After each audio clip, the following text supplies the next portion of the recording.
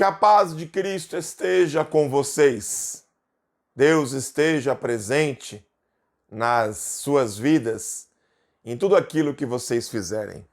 Mais uma vez, estamos aqui para compartilhar a palavra de Deus aos corações.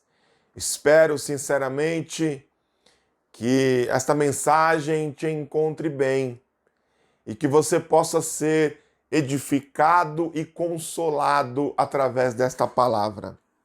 Eu falei semana passada sobre o dia do Senhor, os 3 dias do Senhor.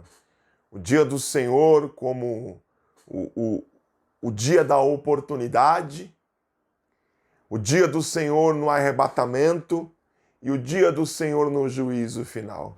Hoje eu quero trazer à memória mais um verso da Bíblia que fala a respeito do dia do Senhor, né? Que na verdade a gente pode colocar de uma outra forma. Podemos colocar como o dia da oportunidade sendo hoje. E para isso eu gostaria de ler um verso dentro da Epístola aos Hebreus, que o autor, a Epístola dos Hebreus, escreveu no capítulo 3 e no verso 13 apenas. Diz assim: antes exortai-vos uns aos outros todos os dias, durante o tempo que se chama hoje, para que nenhum de vós se endureça pelo engano do pecado. Somente este verso. Quero dizer a você que já dizia o sábio Salomão que há tempo para tudo e todo o propósito debaixo do céu. Para tudo há um tempo determinado. Para tudo há um tempo. É óbvio que quando Salomão fala isso, ele fala de um contexto humano, de um contexto terreno, daqueles que, como ele, vivem ou viveram no planeta Terra. O tempo ele pode ser medido em 2 facetas, a humana e a divina. A palavra para medir o tempo ou para designar o tempo humano no grego é cronos. O que é o cronos? Cronos é aquilo que mede o tempo. O tempo pode ser medido em milênios, séculos, décadas, anos, meses, semanas, dias, horas, minutos, segundos e milésimos de segundos. Assim se mede o tempo e toda a criação de Deus, ela está sujeita ao tempo. Desde o universo, desde as estrelas mais longínquas, desde os seres angelicais, que foram criados para a eternidade, mas começaram a existir há um tempo, a começar de um tempo, eles começaram a existir. E até o ser humano, que também foi criado para a eternidade, mas por causa do pecado, isso foi rompido. E nós temos um tempo debaixo do sol, da qual vivemos nessa terra. Tempo de nascer, tempo de crescer, tempo de constituir família, tempo de envelhecer e tempo de morrer, como também nos lembra o sábio Salomão. Somos todos sujeitos ao tempo. Estamos dentro do tempo. Fomos criados dentro do cronos que Deus criou. A primeira coisa que Deus criou não foi a luz. A primeira coisa que Deus criou foi o tempo. Gênesis 1, capítulo 1, versículo 1 diz: no princípio. Para que tudo pudesse existir, foi preciso um tempo. Diz os cientistas que a matéria não existe sem espaço-tempo. Então Deus precisou criar o espaço, criar o tempo e assim chamar a matéria à existência. E foi isso que ele fez. E a ciência concordaria com isso. Agora, Existe uma outra palavra para designar tempo. Esta palavra, diferente de Cronos, denomina-se Kairos. O que é o Kairos? Kairos é o tempo de Deus. O que é o tempo de Deus? Deus, ele não está limitado ao Cronos, ele não está limitado ao nosso tempo. Deus vê o tempo do lado de fora. Deus enxerga o tempo, passado, presente e futuro. Para Deus é um eterno presente, é um eterno hoje. Isso é de pirar a cabeça, isso é de confundir, mas é assim mesmo. Deus, ele está fora do nosso tempo. Por isso é tão difícil compreender como Deus lida com o tempo. Eu costumo dar um exemplo para exemplificar, o fato de Deus estar fora do tempo, olhando para o sol. Quando nós olhamos para o sol, hoje o dia está sem nuvens e o sol está raiando lá fora. E quando nós olhamos para o sol, a luz que nós vemos do sol não é a luz que ele está emitindo nesse exato momento, mas a luz que ele emitiu há um tempo atrás. Que tempo? O tempo em que a luz liberada por ele demorou para chegar na Terra. O Sol está distante da Terra cerca de 150 milhões de quilômetros. A luz, a velocidade da luz, perto de 300 mil quilômetros por segundo, demora cerca de 8 minutos para chegar aqui na Terra. Então, a luz que nós vemos o Sol irradiar agora, essa luz não foi irradiada agora, mas foi irradiada há 8 minutos atrás, e ela demorou esses 8 minutos para ser perceptível aos nossos olhos. Agora imagine um ser muito grande, um ser que de tão grande um pé encosta na terra e o outro pé encosta no sol. Imagine também que o sol perdesse o seu brilho, que o sol se apagasse instantaneamente, abruptamente. Em um segundo o sol se apaga.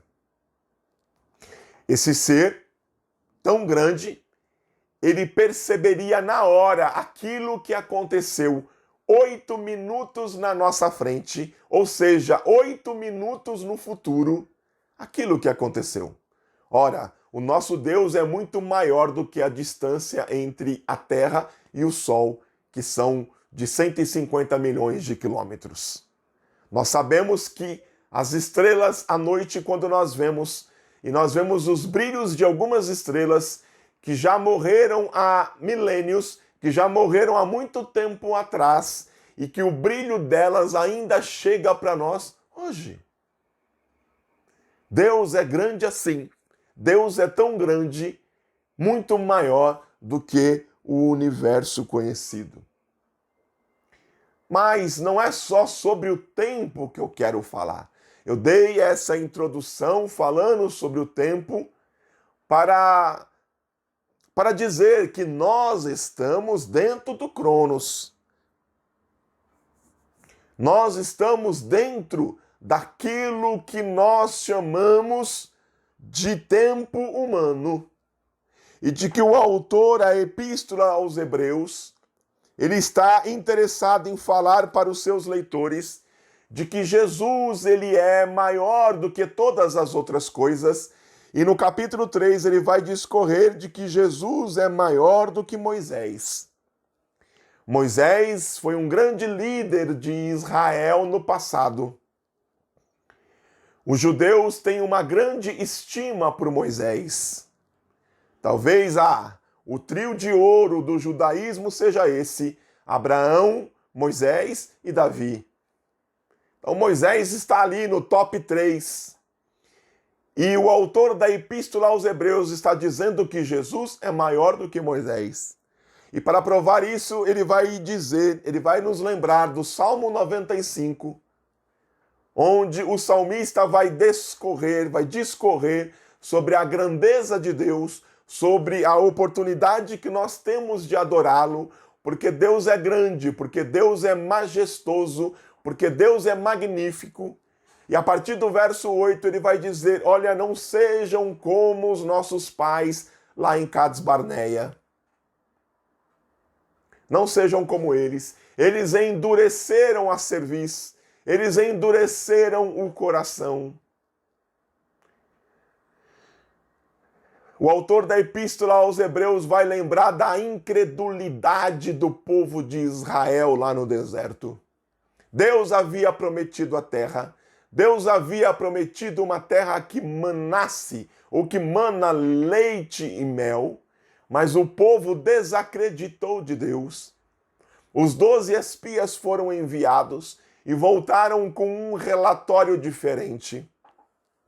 10 deles voltaram com um relatório pessimista e negativo, dizendo que aquela terra era boa sim, mas também havia gigantes nela, e de que o povo de Israel nunca conseguiria vencer aquele povo de gigantes. Mas havia dois deles, Josué e Calebe, que vieram com um relatório diferente. Eles vinham com um relatório otimista, dizendo que a terra era boa e de que pelo poder de Deus eles conseguiriam vencer aqueles gigantes e tomar posse da terra. Fato é de que o argumento dos 10 sobrepujou o argumento dos 2 e o povo deu ouvido ao relatório pessimista e colocou de lado o relatório otimista, e o povo se desesperou a ponto de Deus descer naquele arraial, porque senão Moisés seria morto. E Deus se irou contra o povo, contra a incredulidade do povo. E Deus prometeu de que aquela geração não entraria no descanso, mas apenas Josué e Calebe, porque eles se portaram diferente diante da situação. Então o autor da Epístola aos Hebreus está lembrando este fato, está lembrando esta história. E ele diz que nós devemos, como igreja do Senhor, exortarmos uns aos outros. O que é exortar? O que é encorajar, é admoestar. Nós temos que nos encorajar. É por isso que eu costumo dizer que ninguém é igreja sozinho. Jesus prometeu que onde estivessem 2 ou 3 reunidos, ali ele estaria no meio deles. Ninguém pode ser igreja sozinho. É por isso que nós precisamos de nossos irmãos e irmãs. Para quê? Para nos exortar, para nos encorajar, para nos admoestar pelo caminho santo, pelo caminho certo, pelo caminho que Deus quer nos guiar. Para que a incredulidade não entre em nosso coração. É impressionante, meus irmãos. É impressionante quando alguém cheio do Espírito de Deus fala a palavra de Deus com a convicção de Deus para o povo, para o público, para a igreja. E aqueles que ouvem a palavra, tomam posse desta palavra. A pessoa pode ter entrado na igreja de uma forma cabisbaixa, pode ter entrado desesperada, pode ter entrado perplexa, sem saber o que fazer. Mas com a palavra ministrada, a pessoa ergue a cabeça, a pessoa se encoraja, a pessoa diz: eu vou continuar, eu vou seguir. É essa admoestação, é essa exortação que o autor da Epístola aos Hebreus está dizendo, aconselhando para que nós façamos. Exortai-vos uns aos outros todos os dias. É todo dia. Todo dia precisamos do outro. Todo dia precisamos de uma palavra. Este canal é para isso mesmo. É para que esta mensagem chegue até você, para que você ouça, para que você se encoraje, para que você erga a sua cabeça, para que você continue trilhando a milha necessária até chegar do outro lado do rio. Bendito seja o nome do Senhor. E o autor continua: durante o dia que se chama hoje. Hoje é o dia. Hoje é o tempo de Deus. Hoje é o tempo de nós, homens e mulheres, nos voltarmos para Deus. É hoje, é hoje. Hoje é o dia. Quando você tem que se arrepender? A resposta sábia seria: você precisa se arrepender. Isso diz um rabino judeu. Você precisa se arrepender um dia antes da sua morte. Mas aí o discípulo do rabino disse: mas mestre, eu não sei o dia da minha morte. Como, pois, saberei então o dia de me arrepender? E aí o rabino sabiamente diz: sim, é verdade, você não sabe o dia da sua morte. Por isso é necessário que você se arrependa hoje. E você se arrependendo todo dia, você terá uma vida de arrependimento. E isso será agradável a Deus. Hoje é o dia da salvação. Hoje é o dia de nós nos aproximarmos de Deus. Hoje é o dia que nós temos para nos voltarmos para Deus. É hoje. Hoje é o dia. Hoje é o dia que Deus escolheu. Hoje é o dia que sabiamente nós devemos escolher. Sabe por quê, irmãos? Porque tem um ditado que diz que o amanhã é o hoje de Satanás, ou o amanhã é o hoje do diabo. O diabo não está interessado no hoje. É por isso que ele diz: não tem problema, amanhã você se arrepende, amanhã você pede perdão, amanhã você lê a Bíblia, amanhã você ora, amanhã você jejua, deixe para amanhã. Mas o dia de Deus é hoje. O dia da salvação é hoje. O dia que nós temos que prestar contas para Deus é hoje. Cada dia é importante. Nós não podemos deixar para amanhã aquilo que pode ser feito hoje, já dizia a minha avó. Não podemos. É hoje o dia. Hoje é o cronos necessário. Hoje é o kairós de Deus.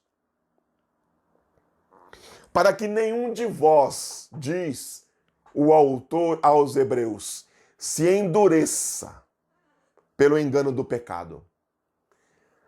A intenção dele aqui é que o pecado não endureça o coração. O pecado, ele faz isso conosco. Dia a dia, pouco a pouco, centímetro a centímetro, ele vai endurecendo a nossa vida, endurecendo a nossa cerviz, endurecendo o nosso coração, para que nós não nos voltemos para Deus. Mas o diabo irá cair por terra, assim como todas as suas ações, porque maior é aquele que está conosco do que aquele que está lá fora. Maior é aquele que pagou o preço pela sua salvação do que aquele que quer te arrastar para o inferno. Maior é aquele que tem a chave da vitória do que aquele que nada tem. Glorificado seja o nome do Senhor. Hoje é o dia da salvação. Este versículo fala de tempo. Esse versículo fala sobre incredulidade. Nós não podemos perder a fé. Temos que continuar trabalhando, batalhando, caminhando a cada dia. Este versículo também fala sobre oportunidade. E a oportunidade de Deus é hoje. E a oportunidade de Deus é agora. É já. Esse é o dia de Deus. O dia do Senhor. O dia da oportunidade. É hoje. Que você possa meditar sobre isso. Que você possa ruminar esta palavra no seu coração e que o Espírito Santo possa falar melhor na sua vida, na sua consciência, para que você possa dizer: eu vou servir a Deus hoje, eu vou me voltar para Deus hoje. O amanhã é o hoje do diabo, mas o hoje de Deus é o agora.